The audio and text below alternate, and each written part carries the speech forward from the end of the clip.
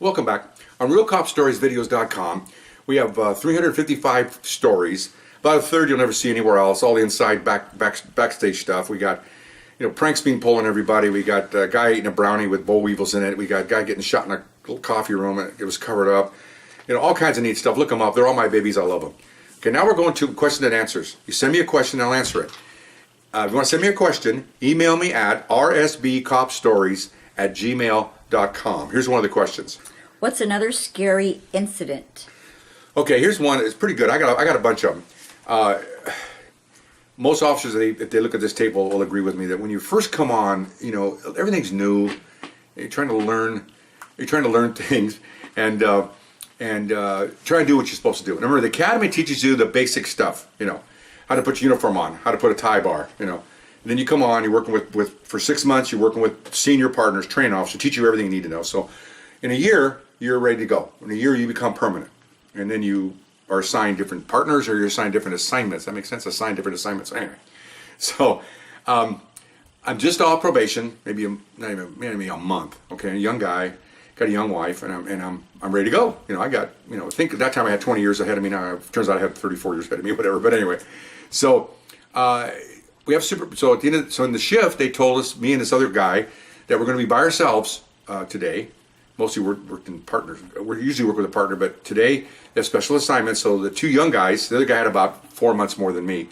We stood behind a roll call, stay behind. Supervisor comes up, really nice guy. He was on another call I told you about. It'd be later on, where I had a body that was expanding in a room, and he pulled me out before the body exploded. Look that one up. It's pretty good. So anyway, so he says, okay, this is what I want you to do, guys. He said, there's two major streets going through this division. I want you to cover that street, and me cover this street. All I want you to do is go back and forth, because they're complaining about pedestrians having to jump back from intersections, guys blowing red lights. So just write tickets. I want to see at least a half a dozen tickets or more from your shift, maybe more. I want to see at least a dozen. Okay, fine. That's not a quota. He's just saying that's your assignment. You would write tickets, and you can decide how you want to do this. Okay. So we did. So he left. So this other guy and I said, okay, we're gonna do. We agreed that if one of us goes out for an investigation on every ticket, the other guy's going to kind of roll towards you to back you up. That we decided among ourselves, because just him and I. He's in another car and one car. So we come up with that. And so usually when you stop a car, we didn't have radios on our hips. We were in the car. So you run the plate, and you put the lights on them. And when they start to pull over, you tell the lady on the radio where you're at, and then you get out of the car.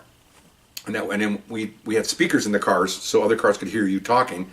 And so we decided that if he could hear me, then okay, he would come to where I'm at, head towards me. Okay, so first 2 or 3 hours, I hear him on a stop. I'm not writing a ticket, so I head towards him. I see him over there stop, so I pull back a little bit so he can see me. Or if I'm coming the other way, I'll pull to the curb just to watch. And then he's writing, because we're both young guys, so I take it. Then the violator would leave. He'd wave at me, and off we went, doing our thing. That's why we did that. Okay. They thought it was more efficient and more PR friendly if they had 2 cars driving around, marked black and white, so the public could see 2 cars instead of having him and I in 1 car, where we're limited and the public wants to see. Public pays to police be around, so that they thought it'd be better to see 2 cars driving around instead of 1. And of course, we're not just doing tickets. We're looking for burglars. We're looking for anybody who wants to wave us down. We have somebody got robbed. We're going to help that. So it's a lot of things here. Our primary goal was tickets. Okay. So I've written about 7 or 8 before lunch. So I'm going to eat on the hood of a car. It's one time I get to eat, and shoving the food in, and then I'm back out again. Okay. So I see a car, blows a red light. 4 guys are in it, and so I get behind it. And I light them up. As I light them up, the red lights, I put out a broadcast, I run the plate, and where I'm at. And the guy makes a turn on the major street to another kind of semi-major street, and pulls into a parking lot, real quick. Okay. I learned, and they teach, that if someone pulls over in a strange place and where they shouldn't be pulling over, you gotta watch that. The hair comes up. And meaning this, you light somebody up, he pulls to the curve, that's normal. Lights somebody up, it keeps on going and goes into a driveway or a parking lot or someplace off the path. Something could be up. It could be going home if it's a driveway. Therefore, people come out and jump on you. That's another story. They could be going to a place where they know there's other people, there are other crooks to lure you into that spot.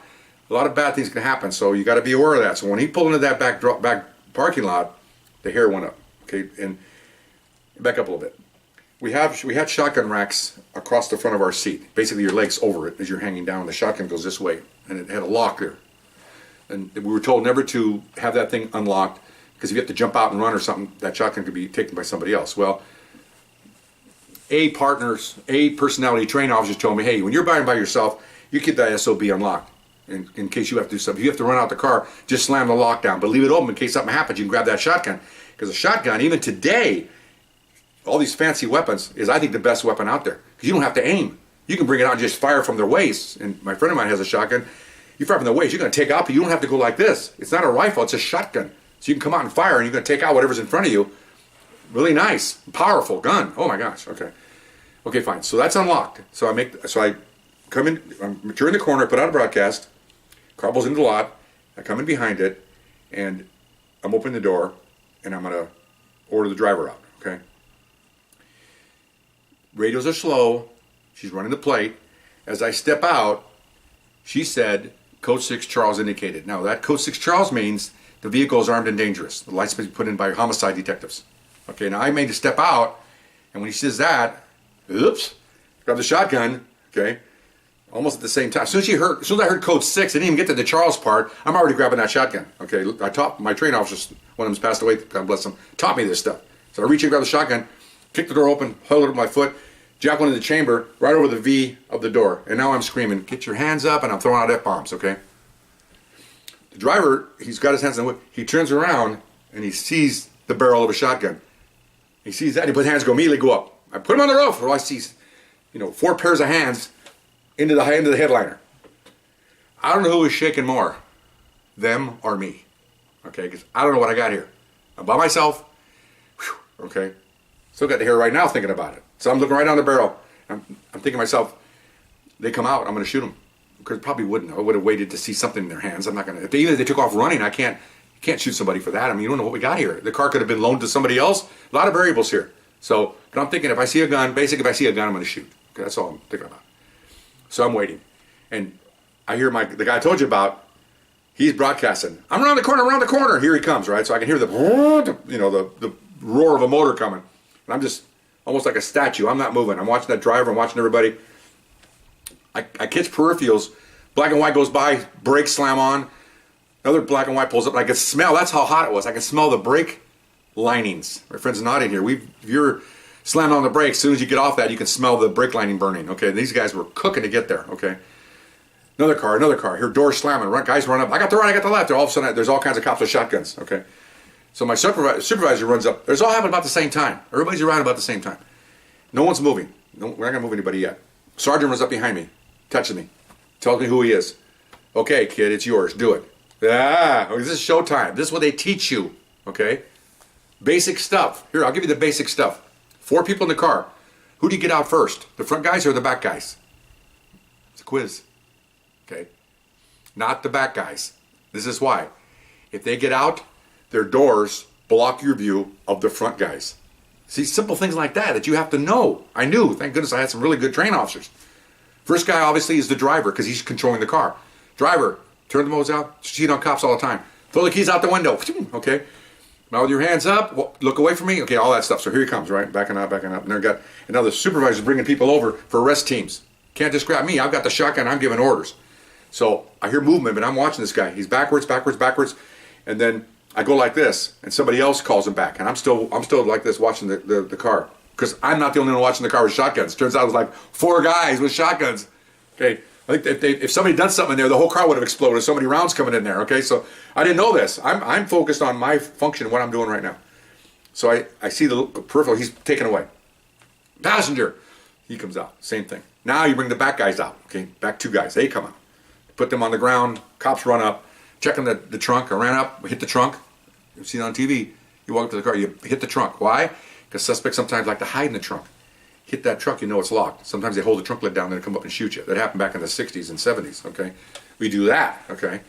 So, fine, it's clean. Well, during that whole time, the detectives are coming because they heard that broadcast and it's their murder suspect that they entered the car in the system. So they're at the station, they heard that broadcast, here they come. Everybody's here, okay? So everybody's handcuffed, everybody's down.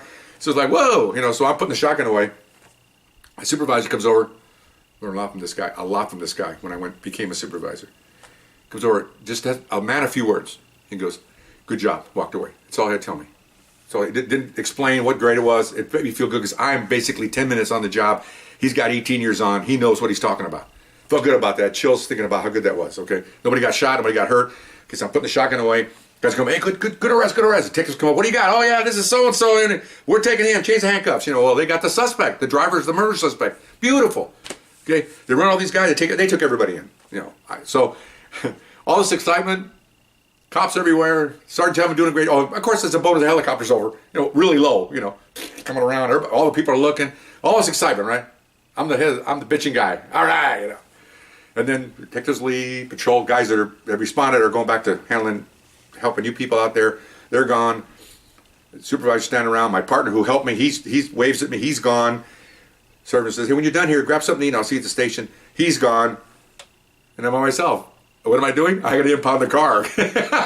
So all the dust, all this excitement, and it winds up the low guy again. Well, it's my stop. I'm responsible for it. And here's how funny this is. We had police tow. Usually a division has a tow yard. There's a bunch of them all over the city. And they handle all police requests for tow. Well, he heard the call. He has a scanner. Because when they call for a tow, he wants to be right there on the spot because it's money for them. He was already way off in the distance. I didn't know this. He was over there watching the whole thing until it was over. Then he comes pulling up with his tow truck because he wants to get the tow. That's his job, you know. So he pulls up. Hey, how's it going? You know, we're talking and shaking hands. And, oh, yeah. So he had that car out there in like 5 minutes, man. Boom, boom, boom. Time is money for those guys, man. Here's the form. He signs it. Boom, gone. I go back to the station. I had lunch. I went back to the station. And good job. And, you know, keep it up. And how many tickets you got so far? Remember, primary function here.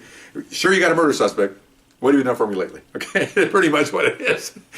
So I think I had like a dozen tickets, and he goes, okay, well, he goes, you know what, take a break. Don't write any more tickets. Go drive around and relax. You earned your money today. You earned your keep. Okay, fine. So I had like 13 tickets, and I thought that was normal. Turned out later on it wasn't. I had guys that didn't want to work. But got accommodation about a week later from the detectives, not from the sergeant. Detectives, even though the sergeant endorsed it because he thought, he watched the whole thing. And it was good for me to learn all this and try to control my nerves. You see how I'm excited now about this because it was freaky, man.